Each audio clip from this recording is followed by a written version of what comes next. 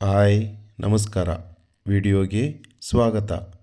August 21, 2025 ಗುರುವಾರ. ಇಂದಿನ ಕೋಳಿ ಮತ್ತು ಕೋಳಿ ಮಾಂಸದ ಹಾಗೂ ಮೊಟ್ಟೆ ಬೆಲೆಗಳ ವಿವರಣೆ.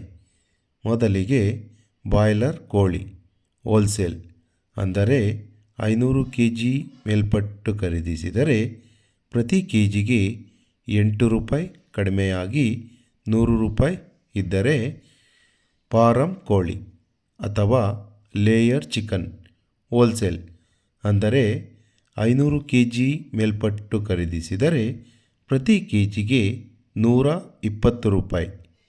ಗಿರಿರಾಜ ಕೋಳಿ ಅಥವಾ ಪೇರೆಂಟ್ ಚಿಕನ್ ಹೋಲ್ಸೇಲ್ ಅಂದರೆ 500 kg ಮೇಲ್ಪಟ್ಟು ಖರೀದಿಸಿದರೆ ಪ್ರತಿ ಕೆಜಿಗೆ 125 ರೂಪಾಯಿ.